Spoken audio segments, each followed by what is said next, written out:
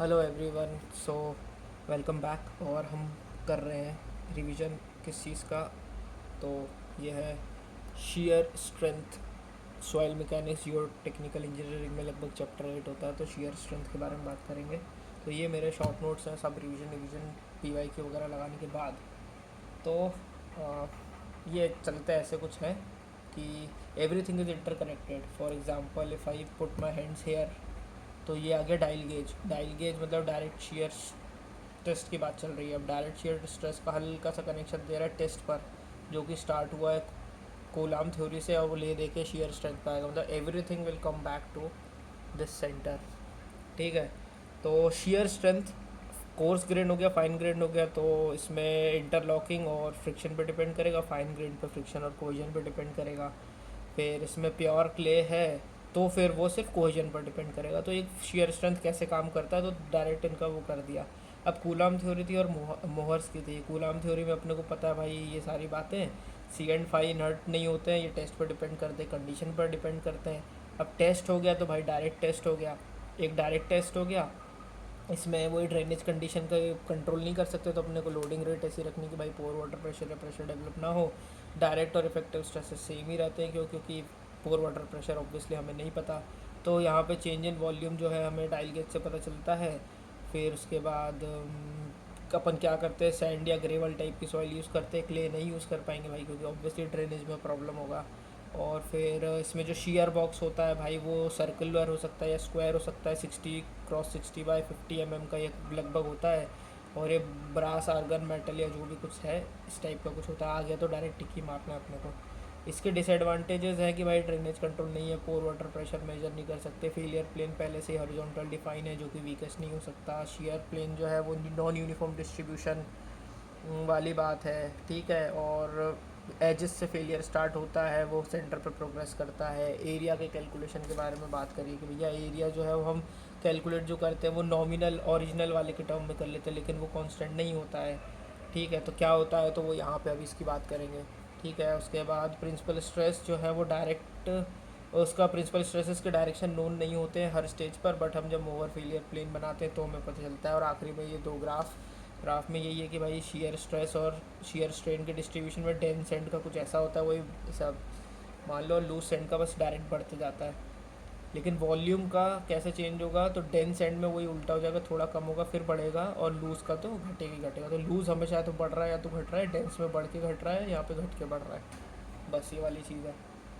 जैसे ही यहाँ से अपन ने कहाँ शुरू किया था, टेस्ट की बात करी थी, वैसे ही कंडीशन की बात करेंगे। तो भाई कूलाम थ्योरी में ही अपन कंडीशन पे जाते हैं। तो कंडीशन पे जैसे गए तो ये ड्रेन्ड कंडीशन, और ये भाई ये क्या कर दिया, ये ड्रेन्ड कंडीशन और ये अनड्रेन्ड कंडीशन। आई एम सॉरी, ये थोड़ा सा हमसे मिस्टेक हो गया है, कोई बात नहीं। तो ड्रेन्ड कंडीशन में क्या होगा भैया, ड्रेन टर्म में इफेक्टिव स्ट्रेस अप्रोच यूज़ करेंगे, एक लॉन्ग टर्म अप्रोच यूज़ करेंगे, क्योंकि ड्रेन हो ही रहा है। तो ठीक है, भैया यहाँ पे रुक गया है, यहाँ स्ट्रेट लाइन बनी मतलब रुक गया है। अनड्रेन्ड कंडीशन में क्या हो रहा है भैया, पोर वाटर प्रेशर है तो पॉजिटिव होगा, तो नेगेटिव होगा। पॉजिटिव है तो टोटल स्ट्रेस अप्रोच यूज़ करेंगे, मतलब इमीडिएट आफ्टर कंस्ट्रक्शन के तुरंत पोर वाटर प्रेशर पॉजिटिव हो रहा है मतलब, तो फिर क्या ही करेंगे, टोटल स्ट्रेस अप्रोच यूज़ करेंगे। नेगेटिव वाले में इफेक्टिव स्ट्रेस अप्रोच यूज़ करेंगे। पॉजिटिव है पोर वाटर प्रेशर, तो मतलब कि अपना क्या, इमीडिएट, हाँ कंस्ट्रक्शन के तुरंत इमीडिएटली ही, क्योंकि लोड जो है पानी ले रहा है अपने तरफ। और अगर इफेक्टिव नेगेटिव है, ठीक है, कोई दिक्कत वाली बात नहीं है। नेगेटिव तो नहीं लेकिन ठीक है, तो फिर वो इफेक्टिव स्ट्रेस अप्रोच करेंगे लॉन्ग टर्म स्टेबिलिटी के लिए। यहाँ पे ये वाली बात हो गई, ये वाला पोर्शन ख़त्म, ये वाला पोर्शन ख़त्म। अब उसके बाद यहीं से वापस कनेक्ट होंगी चीज़ें। कैसे कनेक्ट होंगी कि जहाँ पे ये डायरेक्ट शेयर टेस्ट की कहानियाँ डिसएडवांटेज हो रही हैं, तो उसी का जस्ट अपोजिट केस कहाँ चालू हो जाएगा, ट्राइक्सल टेस्ट में। जो जो इसकी कमियाँ थी वो यहाँ पूरी हो गई। वही हर प्रकार की सॉइल के लिए होता है। ठीक है। उसके बाद आप डिफरेंट कंडीशंस में इसको यूज़ कर सकते हो। परम्यूटेशन तो इसके चार हैं, यू सी डी और यू ओ यू डी, लेकिन यू डी पॉसिबल नहीं है, क्योंकि कैसे आप अनड्रेन करके ड्रेन कर दोगे। यहाँ पोर वाटर प्रेशर मेजर कर सकते हो, जो यहाँ पे प्रॉब्लम थी। यहाँ पे स्ट्रेस डिस्ट्रीब्यूशन फेलियर प्लेन पर यूनिफॉर्म मान के रखा गया है। ठीक है। इसमें पोर लाइन अगर ओपन है तो पोर वाटर प्रेशर नाप लोगे, ड्रेनेज लाइन और ओपन है तो तुम वॉल्यूम चेंज नाप लोगे। इसमें दो स्टेजेस होती है भाई, कंसोलिडेशन स्टेज और शीयर स्टेज, ठीक है। सेकंड और इंटरमीडिएट प्रिंसिपल स्ट्रेसेस जो कि सिग्मा 2 है वो अपन भाई माइनर के बराबर ही मान लेते हैं क्योंकि एक्सियल सिमेट्री है, ठीक है। ये कुछ इस टाइप का दिखेगा, सिग्मा 1 सिग्मा 3, ये ज़्यादा होता है तो मेजर प्रिंसिपल प्लेन, यहीं से थीटा सी नापेंगे। ये बेसिक इक्वेशन अपने को पता ही है, हाँ ये सभी को पता है तो इसको क्या ही बोलूँ। लेकिन इसमें 45+5/2 is nothing but the critical theta, तो ये कहाँ से नापेंगे, प्रिंसिपल प्लेन से नापेंगे, ओ सॉरी मेजर प्रिंसिपल प्लेन से नापेंगे, ठीक है। ये भी हो गया। और फिर ये वाली बात भी कर ली। फिर ये 3 पॉसिबिलिटी है टेस्ट होने की। तो सबसे पहले टेस्ट अपन मैंने सबसे पहले कौन सा लिखा था, सबसे पहले यही वाला लिखा था शायद मैंने, की था ना। हाँ, तो सबसे पहले सी डी टेस्ट के बारे में बात करेंगे कि भाई स्लो टेस्ट है, और S1 S2 स्टेज 1 स्टेज 2 और डी मतलब ड्रेनेज, तो भैया स्लो टेस्ट है। तो हाँ सी डी में स्लो है, मैं ऐसे याद कर लेता हूँ क्योंकि एग्जाम में फट से याद आना चाहिए। तो सी डी मतलब पेन ड्राइव यूज़ हो रही है, हार्ड डिस्क यूज़ हो रही है, SSD यूज़ हो रही है, लेकिन सी डी मतलब बहुत स्लो होगा क्योंकि सी डी याद है ना, सी डी। तो स्लो टेस्ट हो गया, वैसे भी समझ में आ रहा है कंसोलिडेशन और ड्रेन है तो भाई टाइम लगेगा ना। तो दोनों कंडीशन में ड्रेनेज अलाउड है।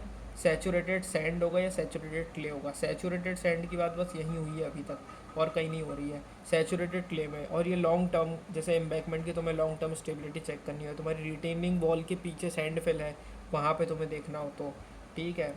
और इसमें ये ऐसे बनते हैं इफेक्टिव और टोटल, और इफेक्टिव और टोटल का ऐसा बनता है इसमें OCS में, NCS में, ठीक है। अगर CU टेस्ट है तो चलो ठीक है, CD के बाद UU टेस्ट पे जाते हैं। UU में स्टेज 1 पे भी ड्रेनेज अलाउड नहीं है, स्टेज 2 पे भी नहीं, तो इसमें दोनों में ड्रेनेज अलाउड था, इसमें दोनों में ड्रेनेज अलाउड नहीं है।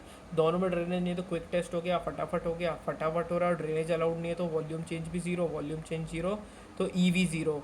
अब स्ट्रेन, वॉल्यूमेट्रिक स्ट्रेन ज़ीरो क्यों लिया है वो यहाँ पता चलेगा, ठीक है। और फास्ट लोडिंग है क्योंकि भाई तुम्हें ड्रेनेज का मौका नहीं मिल रहा तो फट से लोडिंग हो गई होगी। अब यहाँ पर सैचुरेटेड क्ले की बात हो रही है, और फिर फास्ट लोडिंग हो रही है, शॉर्ट टर्म में लोडिंग हो रही है, तुम्हारा कंस्ट्रक्शन में फटफट तुमने एकदम फास्ट कंस्ट्रक्शन कर दिया, यहाँ पे सब फटाफट वाली चीज़ें हो रही हैं, ठीक है। उसके बाद ये वाला हो गया। अच्छा, इसमें मोहर सर्कल CD वाले में कैसा बनता है, बढ़ता जाएगा मोहर सर्कल, ठीक है, ऐसा वाला।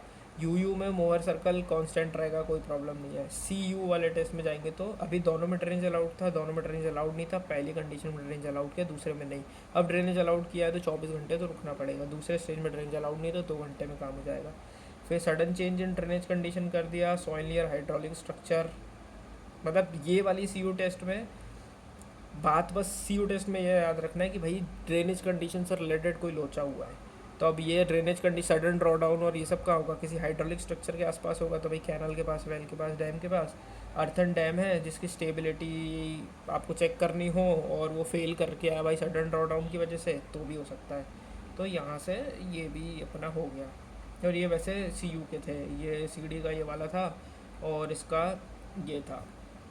तो CD, UU, CU ये भी समझ में आ गया। अब UCS अनकन्फाइंड कंप्रेशन, ये आपको सबको पता है, ठीक है। तो इसमें ले दे के वही है कि भाई कन्फाइनिंग स्ट्रेस ज़ीरो हो गया, मोहर सर्कल। इसमें ये याद रखना है कि भाई एक ही स्टेज है, वो भी कौन सी वाली, शेयर स्टेज है, कन्फाइनिंग स्टेज नहीं शेयर स्टेज है, ठीक है। ये भी हो गया यहाँ पे। और शेयर स्ट्रेस ये मतलब फाई जो है मोबिलाइज नहीं हो पाता है तो इसलिए वो भी हो गया। ये वाली क्वेश्चन से सिग्मा 3 ज़ीरो कर देंगे, फाई ज़ीरो कर देंगे, तो एक तरीके से आपको अनकन्फाइंड वाला कंप्रेशन स्ट्रेंथ मिल गई एक तरीके से, ठीक है। अब P, इसको अपन PY एरिया फाइनल भी कर सकते हैं। और एरिया फाइनल कैसे निकलता है, एरिया फाइनल निकलता है 1 + minus EV upon 1 minus EL into A0। Original तो होता नहीं है, ऑब्वियसली फेल कर रहा है तो कुछ तो कम होगा, कुछ फेल कम होगा। तो UU टेस्ट में, अब UU टेस्ट में क्या हुआ, UU टेस्ट में अपन ने ड्रेनेज रखा नहीं तो वॉल्यूम चेंज होगा नहीं, वॉल्यूम चेंज होगा नहीं तो वॉल्यूमेट्रिक स्ट्रेन ज़ीरो होगा, वॉल्यूमेट्रिक स्ट्रेन ज़ीरो होगा तो AF फाइनल एरिया क्या हो जाएगा, A0 अपॉन 1 माइनस EL। और ये 1 upon 1 minus EL area correction factor होता है। CD टेस्ट में, CD मतलब स्लो टेस्ट है, स्लो टेस्ट है मतलब वॉल्यूम जा ही रहा होगा, तो डेल्टा V अपॉन V करके यहाँ से निकाल दिया फट से। CD जो है वो डेविएट्रिक स्ट्रेस हो गया जिसमें एक्सियल लोड अपने को पता ही है, ठीक है। ये फिर वही ये सब फालतू की बात है, तुम्हें डेविएटिंग स्ट्रेस पता है तो डिवाइडेड बाय एक्सियल लोड को एरिया फाइनल से डिवाइड कर दो, तुम्हारा काम खत्म हो गया, ठीक है। ये वाली चीज़ भी ख़त्म हो गई। उसके बाद क्या है, उसके बाद ठीक है, उसके बाद ये स्ट्रेस पाथ की बात है, में कुछ बात होती है कि भैया स्ट्रेस पाथ की इक्वेशन कुछ ऐसी होती है, सिग्मा 1 माइनस सिग्मा 3/2 और कुछ ऐसा करके जिसमें Q और P के टर्म में इसको रिप्रेजेंट कर देते हैं। इसका जो स्लोप है मतलब y is equal to M X plus C, तो ये कांस्टेंट टर्म इधर हो गया, ये m जो है वो स्लोप हो गया, tan beta is equal to sine phi. इसके ऊपर बहुत सारे पी वाई क्यू आए हुए हैं, one minus sigma one minus sigma three upon sigma one plus sigma three करके टेन बीटा पूछ रहा है कितनी बार, तो यहाँ से ये हो गया। लिक्विफिकेशन के ऊपर सवाल है कि भैया इफेक्टिव स्ट्रेस लेने के ज़ीरो हो रहा है, कैसे ज़ीरो हो रहा है, टोटल स्ट्रेसेस तो सेम है, मतलब पोर वाटर प्रेशर बढ़ रहा होगा जो कि पॉजिटिव है, वो कैसे ज़ीरो हो सकता है, तो भैया साइक्लिक लोडिंग फ्रीक्वेंसी वो हो रही है बढ़ रही है, पाइल ड्राइव कर रहे हो तुम, अर्थक्वेक आ गया, बम बम फोड़ दिया, anything that is creating shock और vibration can lead to this. इसमें तो बहुत सिंपल सा सवाल आता है, ठीक है, ये भी अपन ने कर लिया। वेन शियर टेस्ट के बारे में बात कर रहे हैं कि भैया अनड्रेन कंडीशन में अपन इसको देखते हैं, सॉफ्ट सैचुरेटेड क्ले के अंदर देख रहे हैं अपन, हाई प्लास्टिक क्ले है, मराइन क्ले हो सकती है, सेंसिटिव क्ले हो सकती है, ये सब बातें इसमें।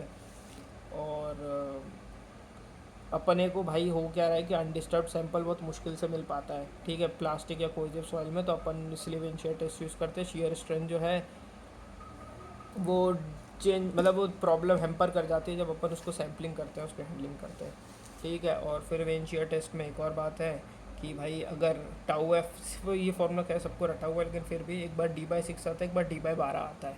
डी बाई बारह जब जब सिर्फ एक साइड यूज़ हो रहा है, डी बाई सिक्स जब दोनों साइड यूज़ हो रहे हैं, ठीक है। और स्कैम्पटन पोर वाटर प्रेशर पैरामीटर में भैया बीटा एक बी होता है जो कि चेंज इन कन्फाइन क्या बोलते हैं ये डेल्टा यू सी अपॉन मतलब कन्फाइनिंग प्रेशर चेंज करने से पोर वाटर प्रेशर कितना चेंज हो रहा है, बीटा की वैल्यू जीरो से वन के बीच में रहती है, जो कि इक्वेट वाला पॉइंट है। जीरो होगी जब वो होगी ड्राई होगी, वन होगी जब सेचुरेटेड होगी।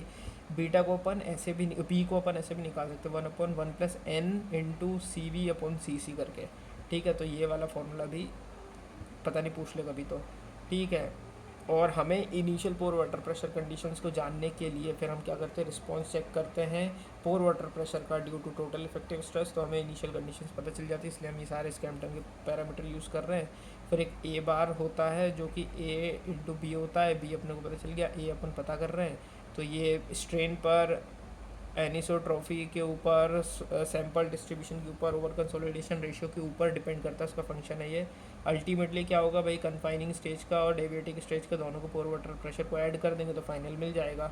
इस इक्वेशन में इन सबकी वैल्यू पुट कर देंगे ये वाली, तो ये अपने को इक्वेशन मिल जाएगी। इस पर हज़ारों सवाल आते हैं। अब इसमें बी की वैल्यू जीरो से वन के बीच में लाया करती है, ए की वैल्यू जो है वो मैक्सिमम दो से तीन के बीच में रहती है, जो कि वेरी लूज सैंड या फाइन सैंड के लिए, और उसकी मिनिमम वैल्यू -0.5 तक हो सकती है, जो कि हैवीली कंसोलिडेटेड क्ले के लिए होती है, ठीक है। ये भी हो गया, सब हो गया, ख़त्म, टाटा बाय बाय।